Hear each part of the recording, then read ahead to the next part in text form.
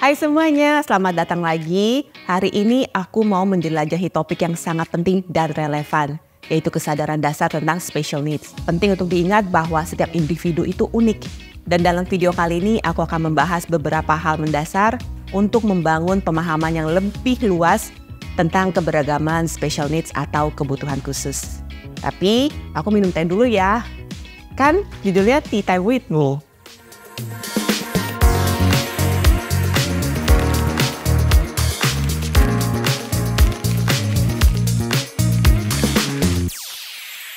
Aku yakin ini akan menjadi pengalaman yang bermanfaat dan mendidik untuk kita semua. Let's go! Kalian tahu nggak sih pada umumnya jenis-jenis special needs yang mungkin sering kita dengar itu ada autisme, Down syndrome, ADHD, atau attention deficit hyperactive disorder, gangguan kesehatan mental seperti bipolar, depresi, kecemasan, narsisme, slow learner, dan masih banyak lagi. Sebenarnya tuh banyak banget sih, tapi aku mau kasih sedikit awareness ke kamu yang cukup common. Tapi tentu aja meskipun cukup common, banyak juga dari kita yang belum seberapa paham, bahkan sometimes kayaknya yang ini, kayaknya yang itu, atau itu sama aja. Tapi sebenarnya enggak. Jadi apa aja sih sebenarnya tanda-tanda awal buat para new parents? Karena sebenarnya anak dengan special needs itu ada yang bisa dideteksi dari sejak usia dini, tapi ada juga yang baru bisa dideteksi kalau udah usianya tuh menjelang teens, pre-teens gitu. Jadi menurut aku lebih baik kalau kita sebagai adult, sebagai parents, lebih banyak kita mengetahui itu akan lebih baik. Karena tendensinya seperti aku suka bilang bahwa manusia tuh suka takut untuk hal-hal yang dia tidak tahu, hal-hal yang asing bagi dia. Suka dijauhi, suka langsung dijudge atau dikasih stigma tertentu, which is not the right thing to do. Jadi aku pengen kasih awareness buat teman-teman supaya teman-teman gak merasa kalau misalnya nanti someday gitu ketemu sama anak-anak with special needs langsung yang kayak punya guard sendiri, punya langsung judgment sendiri. Jadi kan ada juga tuh pepatah bilang kalau kamu tuh sebaiknya jangan judge a book by its cover. Jadi kamu harus punya knowledge, kamu harus punya awareness supaya kamu bisa show your empathy, supaya kamu bisa membantu anak-anak ini untuk supaya hidupnya tuh lebih menyenangkan juga buat dia. Karena sebenarnya mereka bisa survive in the society, tapi cuma mereka butuh bantuan yang ekstra aja dari kita yang kebetulan normal. Jadi sooner kamu tuh mengetahui, akan lebih gampang juga untuk kamu bisa ngebantu atau untuk kamu bisa ngebantu anak ini beradaptasi dengan dunia, dengan society. Jadi yuk mari kita belajar sama-sama. Tanda-tanda awal yang bisa menjadi checklist kamu para parents atau mungkin kakak-kakak atau saudara. 1. Keterlambatan perkembangan.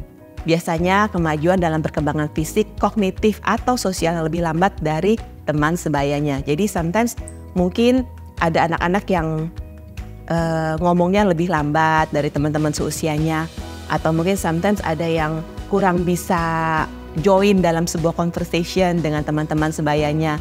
Diajak ngomong kayak konsen gak konsen, antara mau jawab gak jawab, jadi kayak punya dunianya sendiri. Sometimes diajak komunikasi gak ada empatinya tuh, lebih sering kayak ngomongin tentang diri sendiri, dia baru looking forward, tapi gitu temen yang ngomong antara masa bodoh atau cuek bebek gitu, atau mungkin ada masalah sedikit kayak speech delay, things like that. Kesulitan komunikasi ini juga terlihat dari cara dia agak terlambat memahami konsep. Jadi kalau belajar di sekolah tuh agak challenging buat dia mengerti sebuah konsep yang baru, dan perilakunya juga berbeda dari anak-anak pada umumnya. Sometimes mereka bisa yang impulsif, bisa ekstrim, atau kadang-kadang kayaknya susah diatur. Jadi ini sebenarnya bukannya mereka tendensinya pengen nge-rebel, tapi memang ini ada something to do dengan neurobiologi mereka yang membuat mereka tuh kayaknya susah untuk mengerti atau menerima instruksi. Jadi kita sebagai adult harus dilatih lagi kesabarannya dan juga lebih mengerti lagi anak yang seperti ini harus approach-nya seperti ini, anak yang seperti ini harus approach-nya seperti ini, karena sometimes kita suka mengeneralisasikan anak-anak, pokoknya harus pakai yang ini, pokoknya harus itu, tapi nggak bisa kayak gitu juga. Jadi setiap orang, setiap anak itu berbeda, kitanya yang beradaptasi ke mereka, bukan mereka yang harus adaptasi ke kita adults. Jadi mereka juga sometimes punya kesulitan dalam belajar, kesulitan memahami atau mengingat sebuah konsep. Juga mereka sometimes kesulitan dalam berinteraksi dengan sesama temannya, dengan peer-nya. Mereka juga sometimes punya masalah sensori, motorik halusnya, motorik kasarnya tuh sometimes perlu lebih banyak terapi. Jadi sometimes ada anak-anak, misalnya anak dengan autisme, mereka paling nggak suka kesentuh gitu, kayak padahal sentuhnya halus aja, tapi bagi mereka itu sesuatu yang overwhelming. And then sometimes mereka juga biasanya nggak suka tuh kalau diajak ngomong lihat eye to eye. Mereka nggak demen harus eye contact. Mereka juga sometimes sukanya sesuatu hal yang repetisi, sesuatu hal yang rutin, itu membuat mereka lebih mudah memahami sesuatu. Jadi ini sesuatu tips buat kamu. Kalau anak-anak kamu atau orang yang kamu kenal memiliki special needs, biasanya mereka suka sesuatu yang fix, yang rutin. Mereka nggak suka kalau rutin mereka tuh di break. Kalaupun mau memasukkan kebiasaan baru, ingat kita yang harus adaptasi ke mereka. Lebih sabar lagi, lebih ngulang-ngulang lagi, lebih sabar. Kalau dari yang aku sebutkan tadi sudah terlihat oleh anak-anak, penanganan pertamanya itu kalian bisa konsultasi dengan dokter umum. Ya, dokter umum dulu nggak apa-apa, atau dokter anak.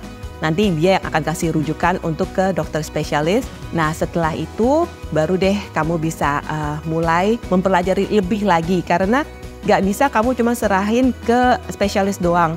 Tapi kamu sendiri sebagai parents atau kamu sebagai kakak atau sebagai saudara harus involve. Karena anak-anak ini kan most of the time spend time-nya tuh sama kamu di rumah. Jadi ya kamu butuh bantuan orang-orang yang spesialisasinya di situ, tapi lebih lagi mereka butuh dukungan kamu sebagai keluarga intinya. Dan juga jika anak sudah bersekolah, bicara sama gurunya atau staf pendidikan untuk mendiskusikan perkembangan anak kamu dan mencari dukungan dari lingkungan sekolah itu.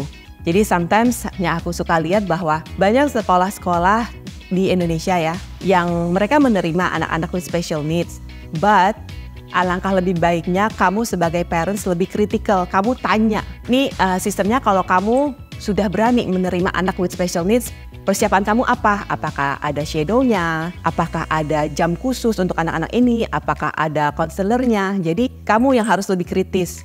Jadi sometimes sekolah-sekolah bisa menerima anak-anak ke dalam program mainstream, tapi inclusivity ini sesuatu yang pribadi dan sangat personal. Jadi kamu harus lebih kritis, tanya sama pihak sekolahnya. Kamu berani terima anak-anak special needs, apa aja nih kualifikasi kamu gitu. Sumber daya manusianya kayak apa gitu. Kamu juga bisa konsultasi dengan pusat kesehatan jiwa anak dan remaja di sekitar kalian. Kalian juga bisa check it up, tinggal Google kok. Jadi again, knowledge is gold. Lebih banyak kamu tahu, lebih baik, lebih prepare jadinya. Atau moms misalnya kamu mencurigai anak kamu memiliki autisme atau kebutuhan khusus lainnya, bisa ke pusat layanan autisme atau pusat layanan kebutuhan khusus lainnya. Dan aku cuma mau ingetin lagi buat teman-teman semua, baik kalian sebagai parents atau kalian sebagai grandparents atau sebagai saudara, bahwa stop blaming yourself. Anak-anak ini bukan sebuah aib, bukan sebuah kesalahan, bukan hasil dari dosa. No, stop blaming yourself, stop with that stigma. Nggak ada siapapun yang mau dikasih anak-anak yang ada kebutuhan khusus. Pasti maunya semua parents anak-anaknya normal supaya bisa gampang hidupnya mandiri. Tapi kalaupun kalian dikasih seperti ini, berarti kalian kan special parents, kalian cukup kuat untuk menghadapi ini semua. Dan anak-anak ini juga akan bisa survive, cuman butuh lebih banyak waktu, cuman butuh lebih banyak empathy dari kamu. Tetap semangat para parents, kamu pasti bisa. Alangkah lebih baiknya kamu kayak mencari sebuah komunitas. Jadi jangan merasa bahwa berat, and then kalian nggak mau mencari komunitas, mencari bantuan dari orang lain, karena ada bantuannya di luar sana, ada. Mungkin kalian nggak tahu harus mulai dari mana, which is why ini aku di sini pengen kasih tahu kalian bisa dimulai dengan kayak tadi, kalian klik. Mungkin nanti aku akan taruh link di bawah ini, mana-mana aja yang bisa menjadi sumber bantuan kamu pertama kali kalau kalian menghadapi masalah seperti ini. Karena kalau ngadepin sendiri pastinya berat banget. Tapi dengan bantuan teman-teman sekitar kamu, komunitas kamu pasti bisa kok. Dan juga ini pesan buat kamu yang nggak punya anak-anak with special needs atau nggak pernah encounter people with special needs. Aku cuma mau kasih tahu kamu bagaimana atau apa yang harus kamu lakukan kalau sampai kamu ketemu sama anak-anak with special needs. Jadi makanya aku bilang di sini bahwa cari tahu, belajar supaya kamu bisa ngebantu orang-orang ini hidupnya lebih nyaman, lebih enak. Misalnya nih, kalau kayak tadi aku bilang, anak-anak with special needs, mereka nggak suka banget tuh disentuh. Then don't touch them. Dan mereka ini juga sukanya segala sesuatu yang rutin. Dan kamu kalau mau memberikan tugas atau mau memberikan suatu pelajaran yang baru ke mereka, pastikan itu rutin. Jadi jangan di-break rutinnya. Again, kita yang adapt ke mereka. Jangan selalu ngarepin bahwa mereka adapt ke kita. Kita kan yang normal nih, kita yang membantu mereka. Namanya juga kids with special needs. They need special help from us. Kalau misalnya anak-anak yang autisme juga mereka nggak suka tuh eye to eye kan. Jadi kamu jangan merasa kalau ngomong lihat aku dong. Nggak bisa karena mereka ya berbeda. Jadi kamu harus lebih aware akan hal-hal kecil seperti ini supaya kamu nggak nge-trigger mereka. Kamu jangan jadi penyebabnya gitu loh. Alangkah lebih baiknya lebih banyak knowledge, lebih banyak awareness, supaya kita sama-sama happy, sama-sama seneng, dan anak-anak ini pun hidupnya jadi lebih mudah. Semoga dengan konten yang aku buat ini bisa memberikan info ke new mom, bisa saling menguatkan, juga untuk para orang tua yang mungkin baru mengetahui, baru mendeteksi di tahap awal that you're going to have kids with special needs.